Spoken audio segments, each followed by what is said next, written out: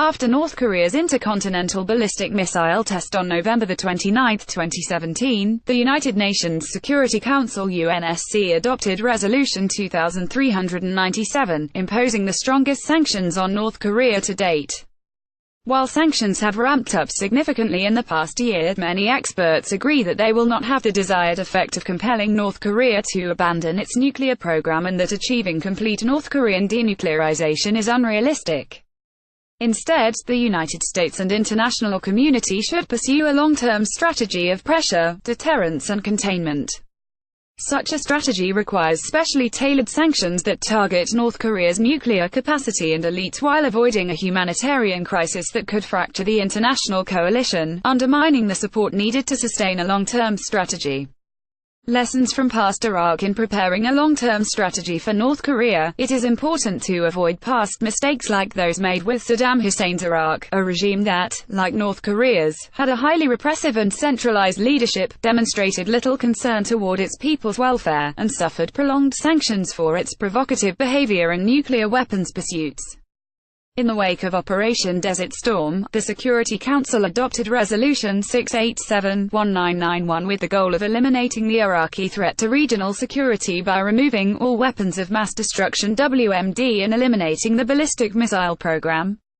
Resolution 687 continued all previous UNSC sanctions until verification of Iraq's disarmament compliance was achieved.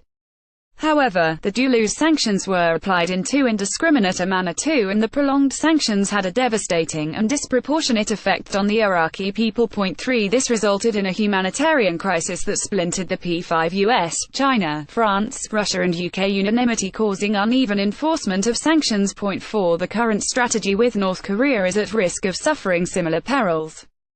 The case of North Korea. North Korea spends an estimated $10 billion of its annual gross national income of $30 billion on its military, from which a substantial amount is presumed to go toward its nuclear and missile programs. Additionally, a 2017 Nautilus report stated that in 2010, 31% of North Korea's total oil use was accounted for by the military. 5. Given the military's large share of revenues and energy supplies, sanctions that reduce hard currency export earnings and energy imports are assumed to have a major impact on North Korea's military, including its nuclear and missile programs. But this has not necessarily been the case. The DPRK's military is the most highly prioritized sector, and the last two experience budget and resource cuts.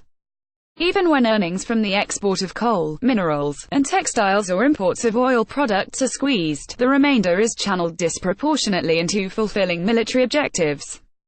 In almost all cases, this channeling of tightened resources comes at the expense of the general population, not the military or the regime's other elites. Furthermore, the hardships felt by North Korea's general population will not generate public disapproval or civil disobedience, as DPRK leaders have systematically suppressed any semblance of a civil society. Instead, these sanctions fuel the regime's propaganda strategy of justifying economic hardships and sacrifices necessary to support the regime's efforts to counter U.S. hostility through its nuclear and missile programs. This same propaganda message has seen North Korea through economic collapse and famine, neither of which resulted in domestic pressure against the regime, disloyalty among the elites, or meaningful constraints on the North's WMD or missiles programs. Sanctions today are unlikely to change the regime's calculus and are likely to have grave humanitarian consequences, especially if prolonged. Possible humanitarian impacts. Exports. Kim Jong-suk textile mill in Pyongyang. Photo Yoramin Zokiri. The sanctions focus on a variety of economic sectors with the intent of stifling hard currency earnings by banning all remaining categories of major DPRK exports, including prohibitions on coal, iron and iron ore, lead and lead ore, and other minerals, textiles, seafood, 7 agricultural products, machinery, electrical equipment, earth and stone, wood and vessels. These targeted sectors also employ many North Korean workers.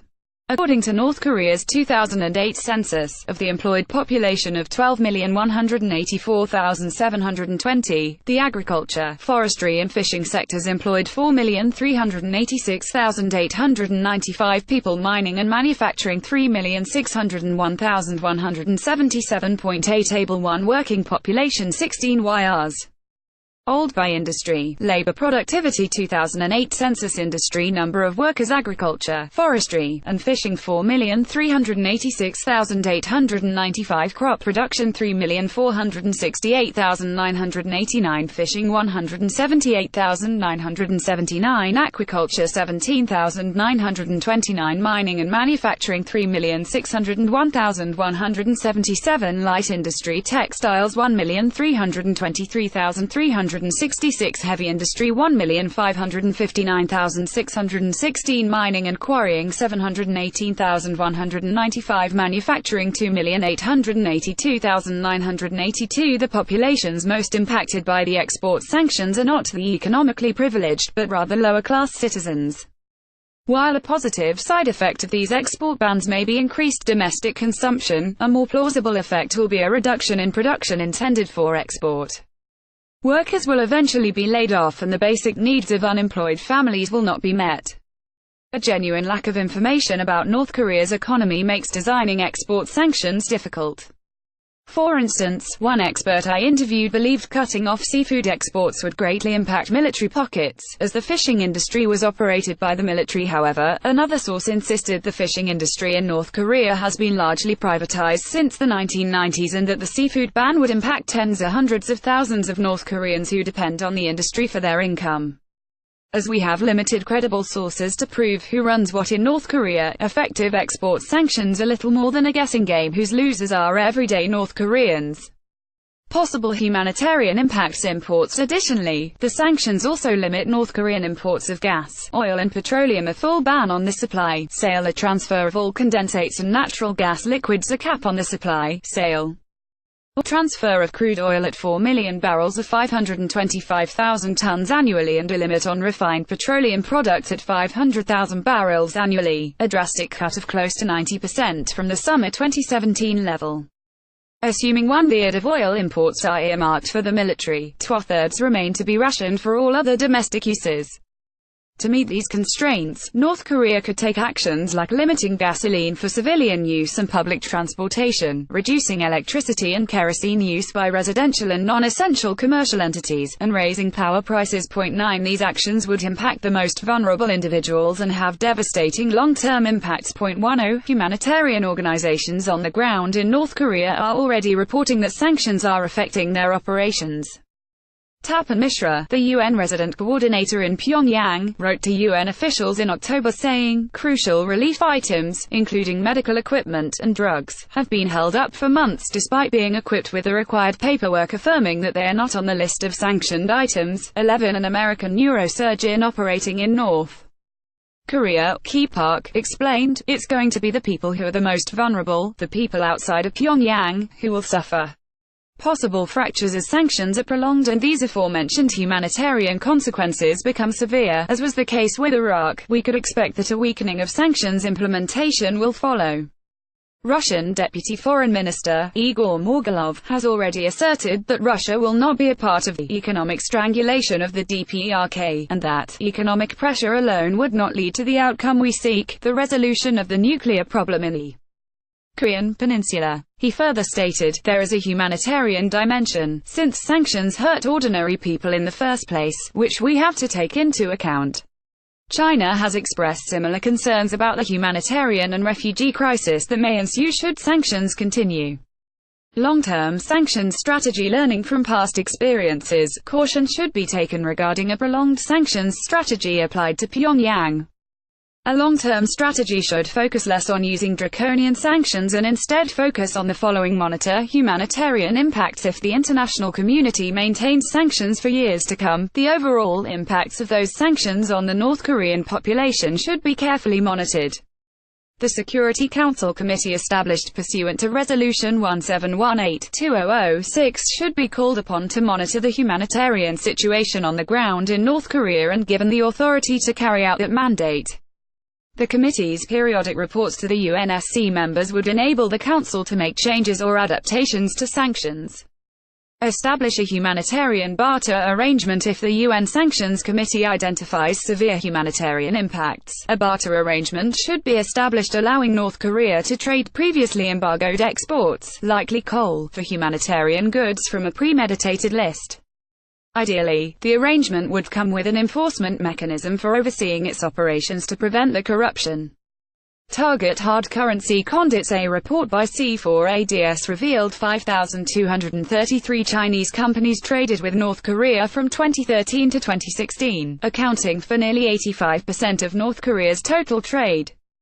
The report identified a complicated network of entities including shell companies that, if targeted, could disproportionately disrupt Pyongyang's nuclear and missile pursuits. The international community should carefully monitor trade flows of dual-use goods and target top-tier entities in the illicit network. Additionally, continuing to ban North Koreans from working overseas would reduce hard currency flowing back to North Korea by an estimated $250 million. Furthermore, the United States should apply sanctions to countries buying North Korean arms which earn the DPRK military an estimated $100 million annually. Strengthening supply chain management. U.S. companies outsourcing jobs to China may find their goods produced by North Korean workers in China are being further outsourced from China to the DPRK. Reports show that Chinese companies get around these restrictions by smuggling "Made in China" tags into North Korea. Other reports have found some American companies producing goods in China benefit from using North Korean laborers. American companies implementing rigid guidelines on where and who produces their goods impacts funds flowing into North Korea. Focus sanctions on cutting off luxury goods. For years, there have been efforts to impede imports of luxury goods into North Korean borders. The Kim regime offers these luxury items to ruling elites to ensure their loyalty. Stifling the imports of luxury goods directly targets the loyalty of elites, potentially impacting their willingness to support the regime and its destabilizing programs. Efforts to restrict transfers of luxury goods have so far been ineffective. Information on unauthorized channels for importing luxury goods may be difficult to find, but evidence from prior investigations show North Korean embassies are fronts for criminal operations. 47 countries host a DPRK embassy. They should be encouraged to actively enforce the luxury goods ban by limiting DPRK embassy staff numbers, limiting the types and quantities of goods embassies purchase, and requiring embassies to be paid for by the North Korean Foreign Ministry instead of self-financing. Encourage China to monitor Chinese Korean passport holders. An estimated 10,000,015,000 Chinese North Koreans, or huaqiao, are integral to trade between China and North Korea. These individuals act as intermediaries for businesses impacted by tightening sanctions because they may travel freely across Chinese North Korean borders. Some of the special freedoms afforded to these individuals include allowing them international phone lines in their homes.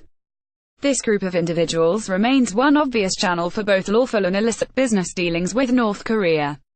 Avoid any additional sanctions on the general working population. In particular, sanctions should not impede crop production, as this sector employs and feeds a large number of North Koreans. Reports estimate, due to a drought in 2017, rice production may be limited. While sanctions should continue to target dual-use items, agricultural chemicals and machinery require special attention. Conclusion: the current U.S. strategy of maximum pressure on North Korea may end up stifling the North Korean economy, but it is unlikely to achieve denuclearization.